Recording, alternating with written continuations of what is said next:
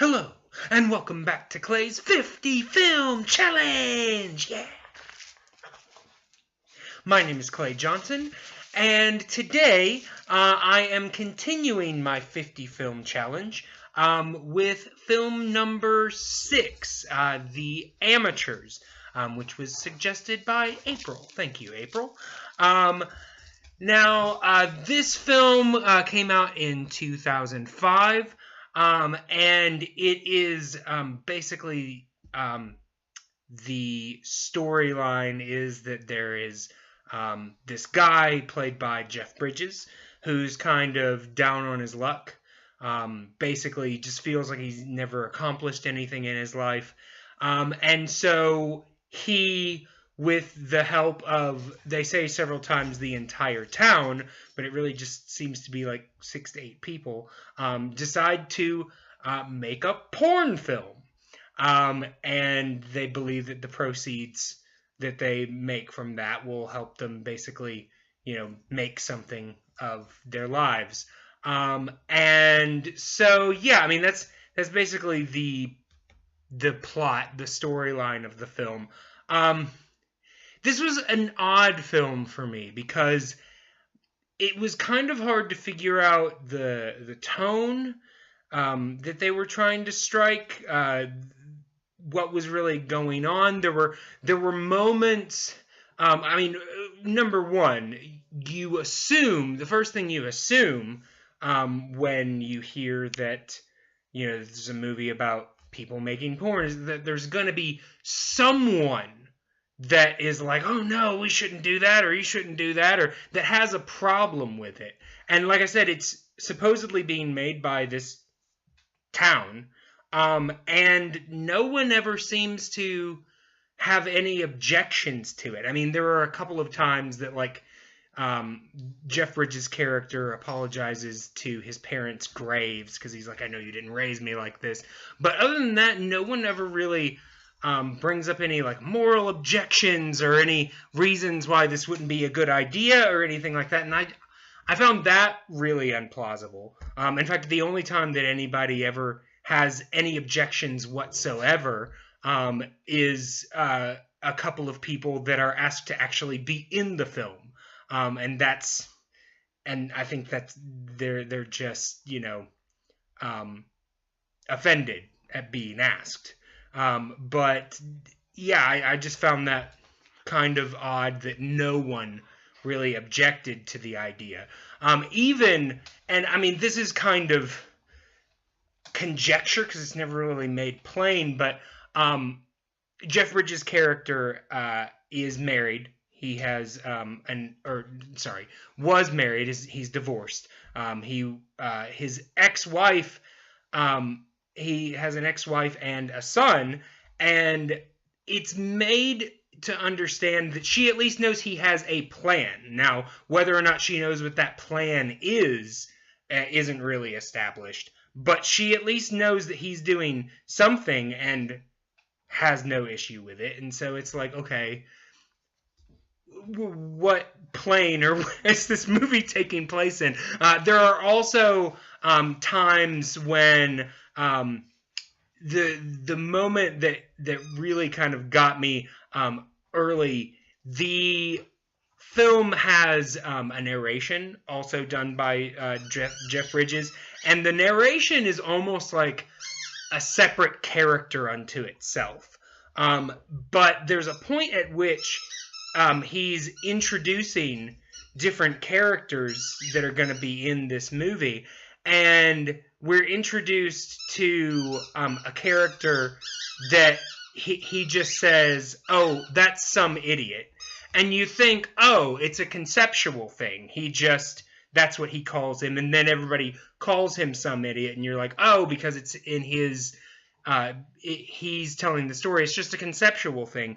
Well, then, no, you come to find out that's actually the man's, I guess, nickname. Everybody just calls him some idiot.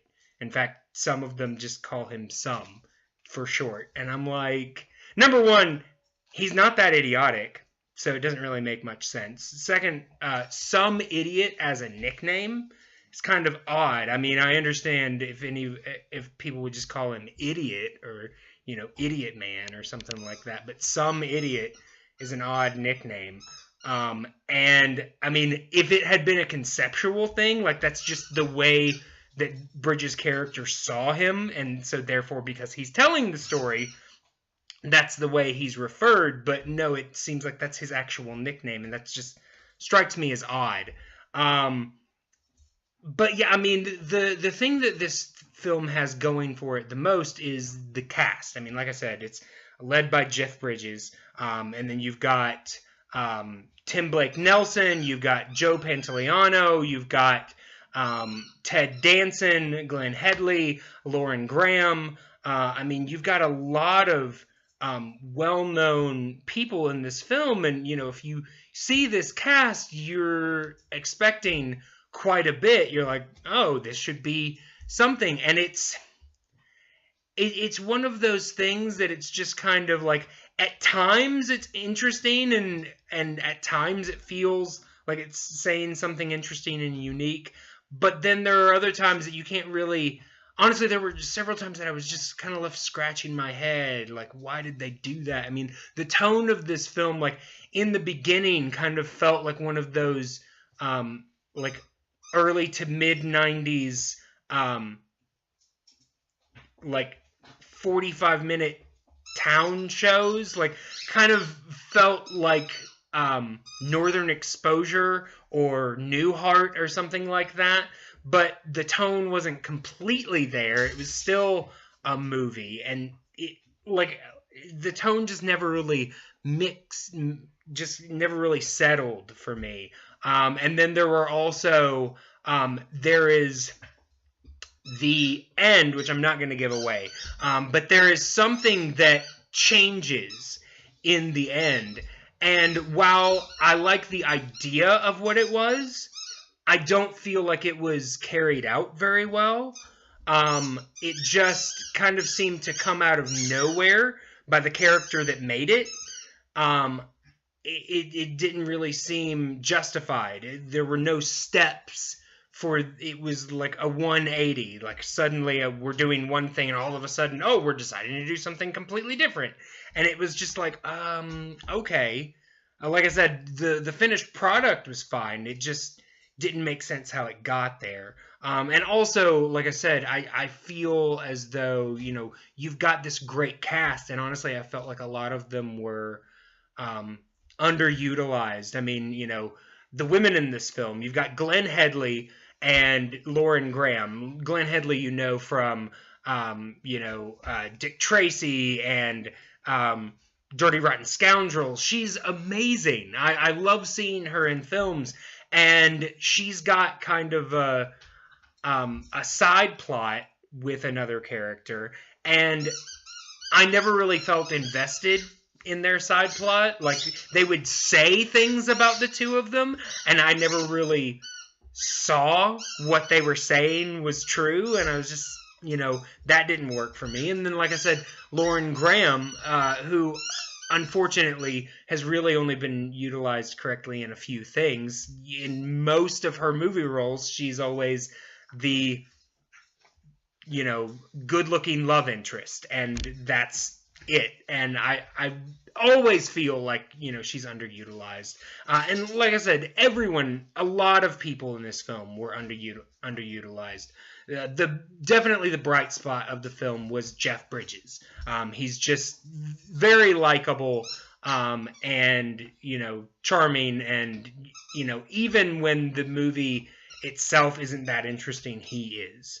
But yeah, so let me go ahead and rate the film. I am going to give this one. I realize I've been giving a lot of 3s, because all of those movies I felt like were saying something different, or were giving me something new that I don't see all the time. And then I've given one, and that was simply because I just didn't like the film. I felt like they missed too many opportunities.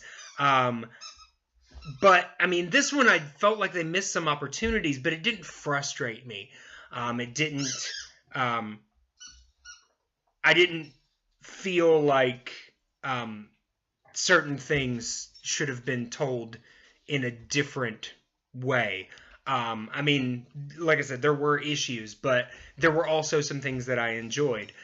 So I am going to give this one a 2, of the first 2 for the review. So I'm going to give this one 2 autographed basketballs. Yeah. So yeah. As always, feel free to leave a comment below. Let me know if you agree or disagree with my assessment. And yeah, I will be back next time for film number 7, which I believe is The Mission. So yeah, I will see you guys next time.